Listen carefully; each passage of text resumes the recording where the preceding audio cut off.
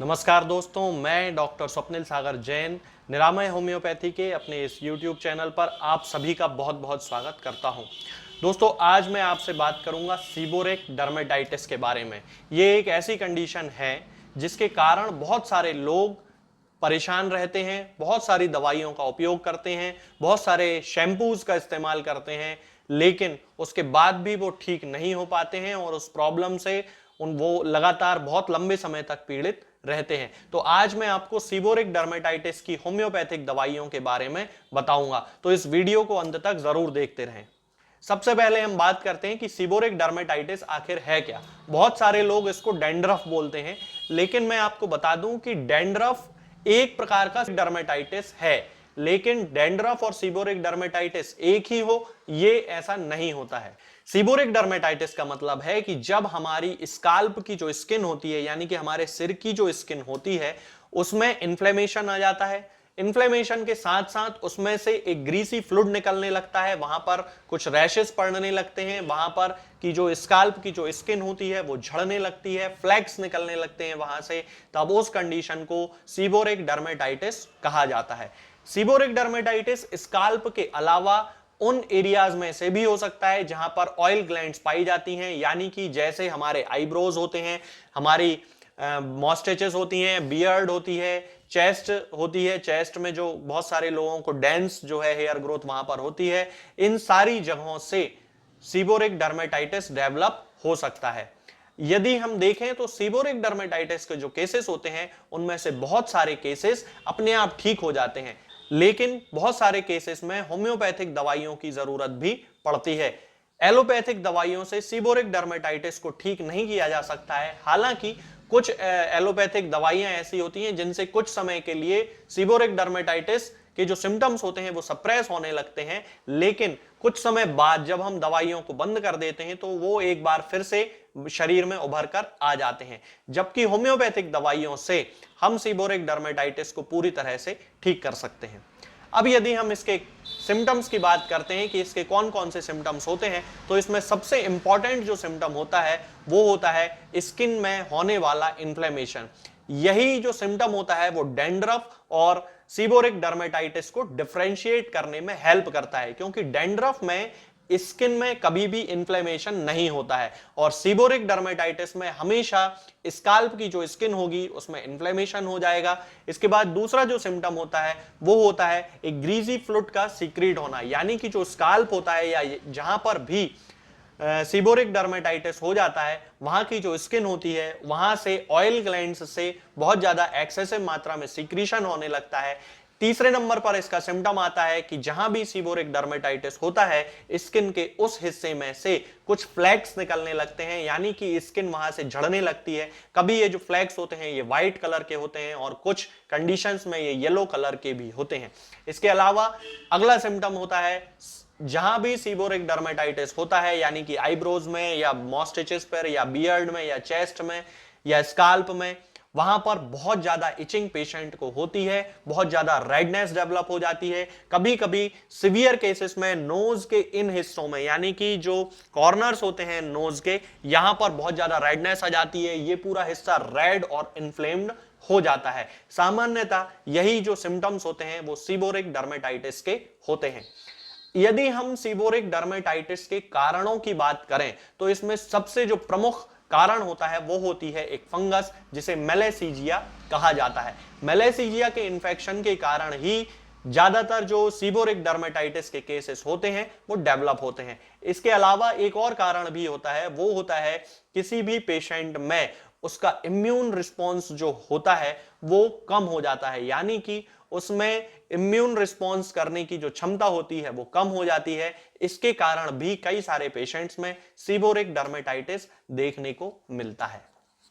अब हम बात करते हैं कि आखिर हम सीबोरिक डर्मेटाइटिस को किन होम्योपैथिक दवाइयों से ठीक कर सकते हैं। तो इसके लिए होम्योपैथी में सिम्टम्स से मैच करने वाली मेडिसिन बहुत सारी आती हैं। तो जैसे उनमें थूजा है, नेट्रम म्यूरियाटिकम है, इसके साथ साथ काली सल्फ है, मेडोराइनम है, मेजेरियम है, बहुत सारी ऐसी मेडिसिन आती हैं, ग्रेफाइटिस भी है। तो इन मेडिसिन का उपयोग करके हम पेशेंट्स को पूरी तरह से ठीक कर सकते हैं। यानी कि हमें इन मेडिसिन में से जिस मेडिसिन के साथ पेशेंट के सिम्टम मैच होते हैं उन मेडिसिन का यूज करना चाहिए।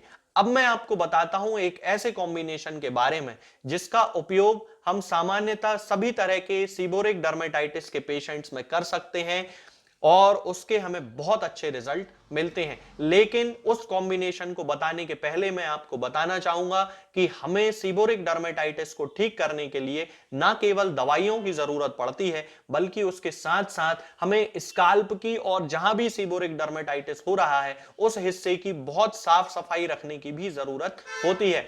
तो इसके लिए मैं सजेस्ट करूंगा कि जो होम्योपैथी में एंटी डेंड्रफ शैम्पू आते हैं, जैसे बीजेन का आता है, ओमियो एंटी डेंड्रफ शैम्पू आता है, एसबीएल में मोंटाना और इसके अलावा भी बहुत सारे एंटी डेंड्रफ शैम्पू आते हैं। तो आप इस तरह के एंटी डेंड्रफ शैम्पू का इस्तेमाल करें, किसी भी एलोपैथिक शैम्पू का यूज ना करें, क्योंकि एलोपैथिक शैम्पू का यूज करने से हो सकता है कि आपके जो सिम्टम्स हों उनमें शैम्पू में मिले हुए विभिन्न प्रकार के केमिकल्स के कारण आपके सिम्टम्स एग्रावेट भी हो सकते हैं, यानी कि आपकी तकलीफ को बढ़ा भी सकते हैं।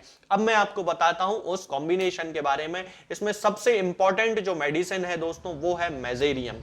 मेजेरियम के जो पेशेंट्स होते हैं उनकी स्काल्प की या जहां भी उनको सीबोरिक डर्मेटाइटिस की शिकायत है वहां पर स्केल्स पड़ने लगते हैं, जो त्वचा होती है वहां पर सामान्य भाषा में जिसे पपड़ी पड़ना बोलते हैं वो पड़ने लगती है, और जो स्किन है वो येलो कलर की वहां से निकलने लगती है, बहुत ज्यादा ग्रीसी फ्लूइड निकलने लगता है, चिपचिपा पदार्थ होता है, उसके साथ साथ हेयर फॉलिकल्स निकलने लगते हैं।